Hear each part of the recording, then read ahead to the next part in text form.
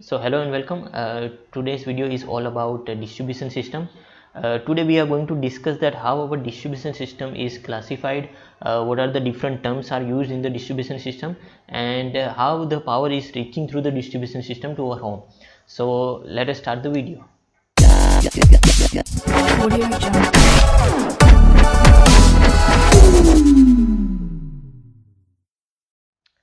सो अगर distribution system की बात करें तो होता क्या है कि हमारे पास जनरेटिंग स्टेशन होता है। ठीक है, तो जनरेटिंग स्टेशन क्या करता है कि बल्क मैनर में जो पावर होता है वो प्रोड्यूस करते हैं, उसके बाद उसको स्टेप अप करते हैं हाई वोल्टेजेस पे। और जो हमारा ट्रांसमिशन नेटवर्क रहता है, ठीक है, ट्रांसमिशन नेटवर्क क्या करता है कि वो जो जनरेटेड पावर है उसको हाई वोल्टेजेस पे ट्रांसमिट करता है, ठीक है, from remote areas to the areas where power to be supplied. ठीक है, और जो वहाँ पे जो सप्लाई करता है उसके बाद जो डिस्ट्रीब्यूशन का काम है वो हमारे डिस्ट्रीब्यूशन नेटवर्क करता है।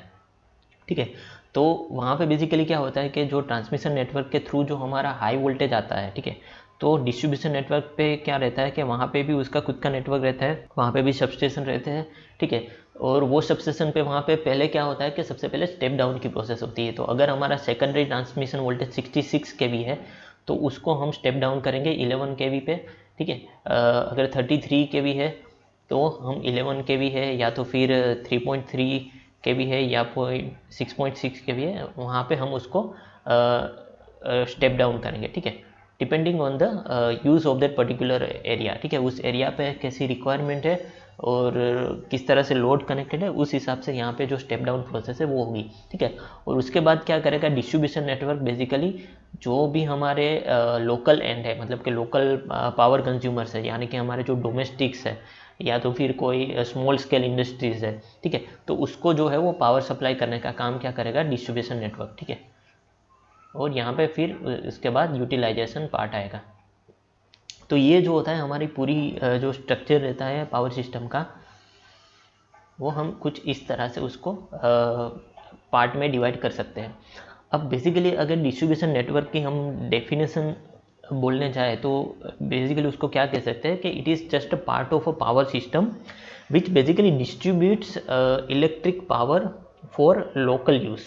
ठीक है, तो उसको अगर हमको डिफाइन करना हो, so distribution network is part of power system which distributes electric power for local use, तो उसको हम बोलेंगे डिस्ट्रीब्यूशन नेटवर्क। ठीक है, अब इसमें आगे देखते हैं कि डिस्ट्रीब्यूशन नेटवर्क में कौन कौन से एलिमेंट है जो हमको देखने को मिलते हैं। तो बेसिकली जो हमारा डिस्ट्रीब्यूशन नेटवर्क रहता है, ठीक है, और यहाँ तो हम उसको डिस्ट्रीब्यूशन सिस्टम बोलें, तो इसमें जो है वो तीन जो एलिमेंट है वो प्रेजेंट रहते हैं जो कि इंपॉर्टेंट रहते हैं। एक जो हमारा है फीडर, सेकंड जो रहता है उसको हम डिस्ट्रीब्यूटर बोलते हैं, एंड जो थर्ड है सर्विसमैन्स। तो अब बेसिकली जो फीडर है, डिस्ट्रीब्यूटर है या सर्विसमैन है, तो ये तीनों रहते हैं कंडक्टर ही है। ठीक है, ये कोई अलग चीज़ नहीं है, सब कंडक्टर्स ही है, बट बेसिकली जो उनका जो प्रिंसिपल ऑफ वर्क है, वर्क ऑफ प्रिंसिपल है, उसके हिसाब से उसको अलग अलग नाम दिए गए। ठीक है, तो यहाँ पे समझने की कोशिश करते हैं कि फीडर, डिस्ट्रीब्यूटर और सर्विसमैन का क्या मतलब रहता है। तो अगर फीडर की बात करें, राइट, सो अगर फीडर को हम डिफाइन करें तो फीडर बेसिकली एक कंडक्टर ही है, और वो क्या करता है कि वो जो भी डिफरेंट सबस्टेशन रहते हैं, ठीक है, उसको कनेक्ट करता है लोकल एरियाज़ के साथ। ठीक है, तो अगर हम बात करें कि ये हमारा सबस्टेशन है, ठीक है, तो यहाँ से जो है हमारा जो है अलग अलग फीडर जाएंगे। ये जाएगा एरिया 1 के पास, ये जाएगा एरिया 2 के पास। ठीक है, तो मान लो कि ये जो बेसिकली जो है वो एक कंडक्टर ही रहता है। ठीक है, तो यहाँ से जो हमारा सेकेंडरी ट्रांसमिशन रहता है, ठीक है, तो ये जो सबस्टेशन के पास क्या होता है कि ये मान लो 66 kV पे आया है। ठीक है, तो 66 kV से लेके 11 kV पे यहाँ पे स्टेप डाउन होता है सबस्टेशन पे। ठीक है, फिर ये सबस्टेशन से 11 kV पे क्या होता है कि जो भी एरिया रहता है जहाँ पे हमको पावर सप्लाई करना है, वहाँ तक जो है जो पावर ट्रांसमिट करने का काम जो है वो फीडर करता है। ठीक है, तो बेसिकली अगर इसको डिफाइन करना हो तो feeder is basically a conductor, it is a conductor which connects the substation to the area where power is to be distributed। ठीक है, तो इसको हम बोलेंगे फीडर। और अगर फीडर की बात करें तो यहाँ पे जनरली कोई टेपिंग्स जो है वो ली नहीं जाती है, ठीक है। तो यहाँ पे जो फीडर है यहाँ से वो सेपरेटली ही कोई भी एरिया तक जाता है। यहाँ पे कोई जनरली लोड टेपिंग्स नहीं ली जाती है, और लोड टेपिंग्स नहीं ली जा रही इसका मतलब यहाँ पे ये है कि जो करंट है थ्रू आउट द फीडर वो कांस्टेंट रहेगा, ठीक है। अगर हमारे पास कोई भी लाइन है, यहाँ से मान लो कि ये लोड कनेक्टेड है, फिर यहाँ से ये लोड कनेक्टेड है, तो यहाँ पे अगर I1 जा रहा है तो यहाँ पे I2 जाएगा, ठीक है। यहाँ पे I3 जाएगा, यहाँ पे I4 जाएगा, यहाँ पे I5 जाएगा, ठीक है।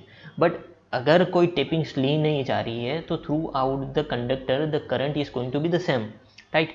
तो इसके चलते क्या हो रहा है कि जो फीडर को हम डिज़ाइन करेंगे तो उसमें सिर्फ हम करंट रेटिंग है उसको ही प्रायोरिटी देंगे, ठीक है। तो जब भी हम फीडर की डिज़ाइन कर रहे हैं तो करंट कैपेसिटी जो है फीडर की, that is the main parameter that we will look after, ठीक है। तो ये जो है फीडर के बारे में जो भी मेन चीज़ है वो रहती है। सेकेंडली हम बात करें, so the second parameter is nothing but distributor, ठीक है।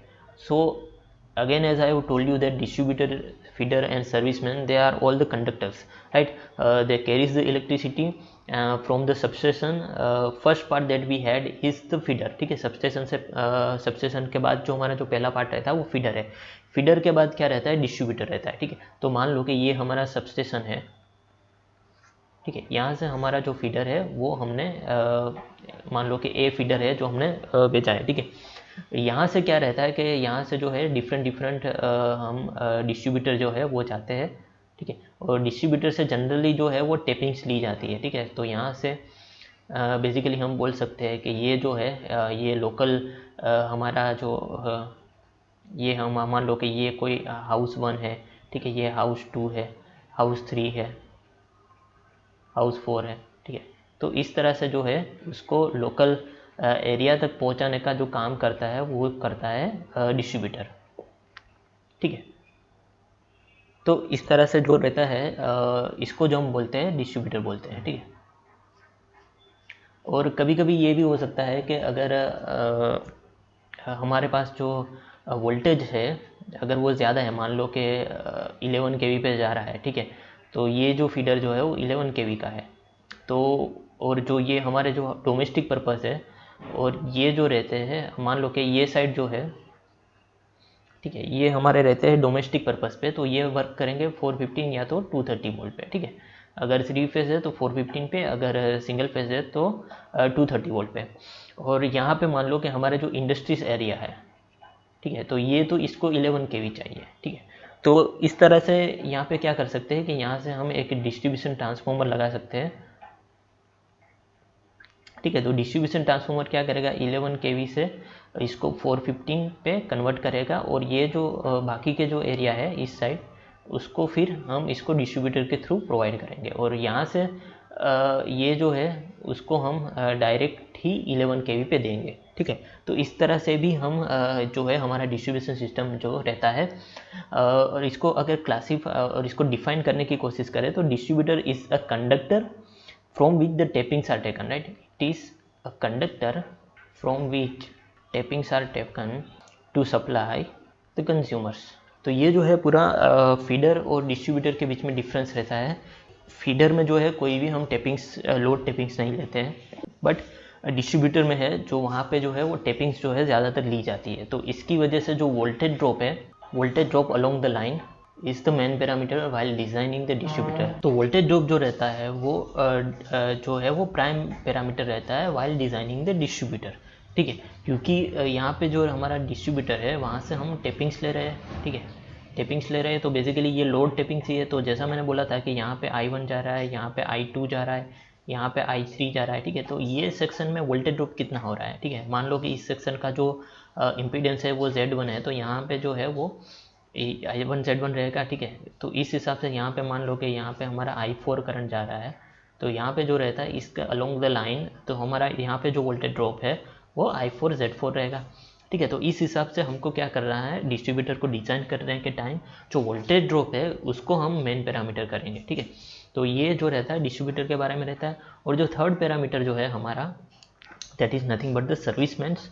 तो सर्विसमैन्स बेसिकली क्या करता है कि वो डिस्ट्रीब्यूटर से जो हमारा हाउस होल्ड से या तो कोई भी इंडस्ट्री लोड से उसको कनेक्ट करता है। तो it's just a small cable, right, it's just small cable that connects the distributor to the local use or to the local consumer, right. So इसको हम बोले तो क्या कह सकते हैं, service main is nothing but small cable which connects distributor to the local consumers, ठीक है। तो अब इसका एक वाइड पिक्चर हम ड्रॉ करें तो ये मान लो कि हमारा सबस्टेशन है, ठीक है। सबस्टेशन से डिफरेंट हमारे जो है फीडर जा रहे हैं, ठीक है। तो ये चारों जो है वो फीडर है, इसको हम बोल सकते हैं F1, F2, F3, F4, ठीक है।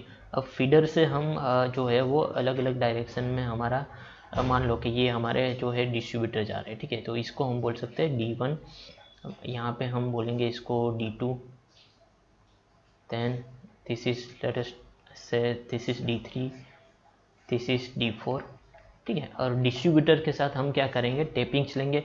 टेपिंग्स जो है वो बेसिकली सर्विसमैन्स के थ्रू ली जाती है, ठीक है। तो ये जो हमारे है यहाँ पे हम सर्विसमैन्स जो है इसको हम ड्रॉ कर देंगे, ठीक है। तो ये हमारा जो पूरा distribution system of a particular area हो जाएगा। तो this is S1, S2, S3, S4, S5, S6, right. तो इस तरह से जो हमारा पूरा डिस्ट्रीब्यूशन नेटवर्क जो है वो डिज़ाइन किया जाता है, ठीक है। तो यहाँ पे जो समरी पॉइंट्स जो है उसको हम बोल सकते हैं कि while designing the feeder current capacity is important, current capacity of that particular conductor is important, and while designing the distributor voltage drop is taken care, ठीक है। तो ये जो है हमारा डिस्ट्रीब्यूटर है, इसमें जो ये तीन एलिमेंट्स है वो मेन जो है रहते हैं। So this is it for today's video. Here we have seen basic parameters of the distribution system. In the next video we will see how the distribution system is classified, and in that also we will see AC distribution, DC distribution, and there are other parameters also in the distribution system, so that we will continue our discussion on the distribution system in the coming videos. Thank you for watching the video.